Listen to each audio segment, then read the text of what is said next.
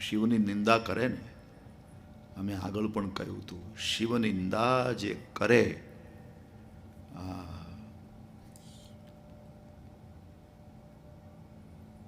એનો ઘોર નરકમાં નિવાસ હોય છે. અને ભાગવતમાં તો પ્રમાણ મળ્યું છે, શિવનિંદા જે મુખથી થઈ એ મસ્તકને કાપી નાખવામાં આવ્યું છે. દક્ષના મસ્તકને કાપીને સ્વાહા કર્યું છે. એ તો પછી એના માથા ઉપર બકરાનું માથું લાગ્યું છે, અજમસ્તક. શિવનિંદા બહુ મોટો અપરાધ છે, બહુ મોટો અપરાધ છે.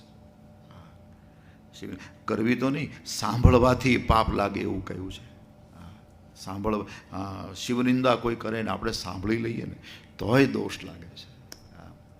એટલે રામાયણમાં તો એવું લખ્યું છે કે એ સ્થાન છોડીને તમે જતા રહો. બસ કોઈ શિવનિંદા કરતું હોય તો એ સભાને છોડી દો, આ કાન બંધ કરી દો, એવું લખ્યું છે રામાયણમાં. હા, અને જો તમારી તાકાત હોય તો જીભ કાપી લો, જીભ ખેંચી લો, એવું લખ્યું છે.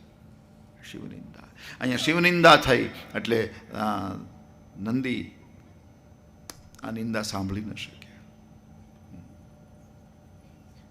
ઊભા થઈ ગયા. હવે એવામાં દક્ષ મહારાજે ભગવાન શંકરને શાપ આપી દીધો કે અત્યાર સુધી આપણે યજ્ઞ ભાગ આપતા હતા, હવે આને યજ્ઞ ભાગ બંધ કરો. એ આપણી લાઈનમાં બેસવા લાયક જ નથી.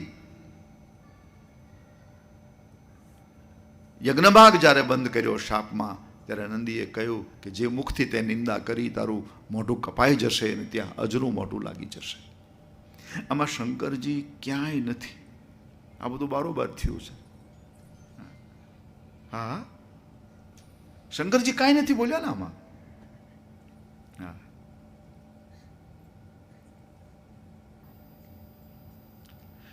શિવ નિર્મળ છે. આપણે ત્યાં અમુક લોકો એમ માને કે શિવ ક્રોધી, સાવ ખોટી વાત.